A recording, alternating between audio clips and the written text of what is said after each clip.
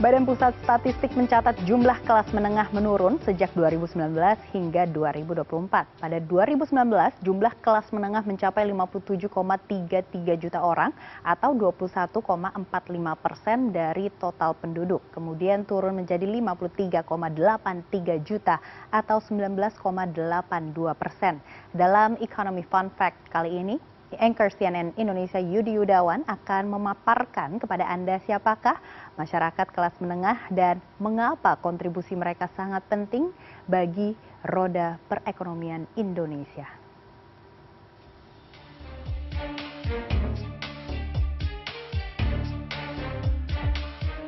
Angka kelompok masyarakat menengah di Indonesia turun di tahun 2024. Nah, berita ini sontak membuat heboh. Dan Anda pasti penasaran mengapa ini bisa terjadi dan sebenarnya faktor apa saja yang membuat angka kelas masyarakat menengah kita menurun di tahun ini. Nah, kali ini kita akan membahas mengenai topik angka kelompok masyarakat kelas menengah yang turun di tahun 2024.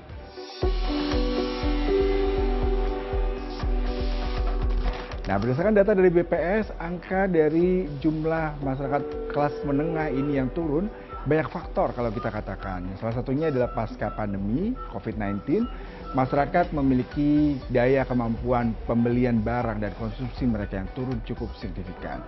Masyarakat ini diakibatkan karena kondisi mereka terkena PHK, ada juga yang dirumahkan, ataupun juga dengan meningkatnya harga sejumlah komoditi di mana mereka harus mengeluarkan uang untuk memenuhi kebutuhan hidupnya. Nah, berdasarkan data dari BPS atau Badan Pusat Statistik, angka daripada kelompok masyarakat menengah, kelas menengah ini yang turun sebesar 47,85 juta orang. Dibandingkan dengan 5 tahun lalu, di tahun 2019, angkanya itu mencapai 57,33 juta jiwa. Nah, kalau kita lihat mengapa terjadi penurunan cukup signifikan, padahal BPS mengatakan masyarakat kelompok kelas menengah ini memberikan kontribusi terhadap konsumsi negara mencapai 82%. Nah, kalau kita melihat 82% itu cukup signifikan terhadap bagaimana PDB dan juga pendapatan negara bisa didapatkan dari masyarakat kelompok menengah seperti saya ini. Nah, salah satu pengeluaran yang biasa kita lihat dan BPS sendiri catat, pengeluaran yang paling banyak diakibatkan untuk pembayaran pajak, iuran, perumahan, makanan, dan transportasi. Berdasarkan data dari BPS sendiri, di tahun 2024 ini, angka untuk membayar pajak mencapai peningkatan sebesar 0,1%. Angka yang cukup signifikan dan mengakibatkan masyarakat berpikir ulang untuk membelanjakan uang mereka di sektor mungkin konsumsi dan transportasi. Nah, ini yang harus kita pelajari lagi. Nah, sebenarnya apa yang disebut dengan masyarakat kelas menengah? Berdasarkan World Bank, masyarakat kelas menengah adalah masyarakat yang memiliki penghasilan dan mengkonsumsikan uang penghasilan mereka setiap bulannya sebesar 1,2 juta rupiah hingga 6 juta rupiah.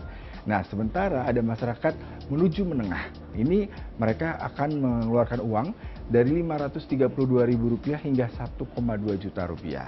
Nah, ini angka yang memang kita bisa lihat bagaimana mereka mengkonsumsi untuk kebutuhan tadi membayar cicilan, kemudian membayar pajak, kemudian juga memerlukan konsumsi, transportasi, dan semuanya adalah hal-hal yang harus dipertimbangkan ketika masyarakat menengah ini mengeluarkan uang setiap bulannya bahkan setiap harinya. Nah, pengeluaran apa lagi yang cukup besar yang harus dikeluarkan oleh masyarakat kelas menengah? Yang menarik yang mungkin kita bisa telisik adalah terkait dengan biaya transportasi yang menurut data dari BPS di tahun 2024 ini meningkat sebesar 7,5% dan dibandingkan dengan tahun 2019.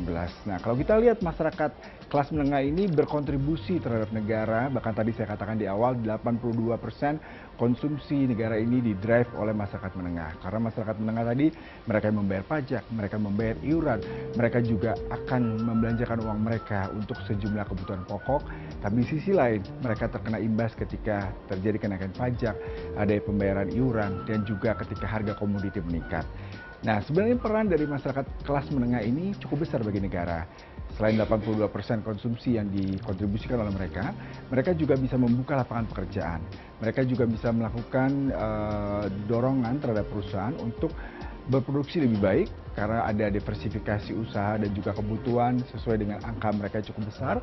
Kemudian juga mereka memberikan dinamika cukup baik dalam pertumbuhan ekonomi dalam negeri. Tapi yang juga menarik adalah bagaimana seharusnya pemerintah berperan untuk melindungi masyarakat kelas menengah ini.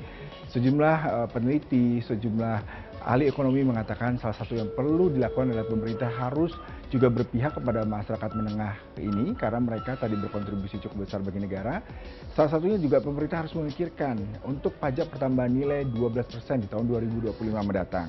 Kemudian juga pemerintah harus terus meningkatkan jaringan pengaman sosial untuk mengatasi kondisi di mana seandainya masyarakat menengah kelas ini terkena imbas dari kondisi ekonomi global dan juga naiknya komoditi. Jadi pemerintah juga harus mengontrol harga-harga komoditi seperti harga bahan bakar, minyak. Karena tadi 7,5% persentase mereka mengeluarkan biaya untuk transportasi. Kemudian juga harga komoditi, mereka membelanjakan uang untuk makan, bahkan dari BPS sendiri mencapai 41,5% di tahun 2024. Nah, seperti saya katakan tadi, masyarakat kelas menengah Indonesia memang tergoncang akibat kondisi ekonomi global dan butuh perhatian khusus dari pemerintah karena mereka adalah salah satu faktor pendorong dan memberikan kontribusi cukup besar bagi konsumsi dalam negeri dan pertumbuhan roda ekonomi Indonesia.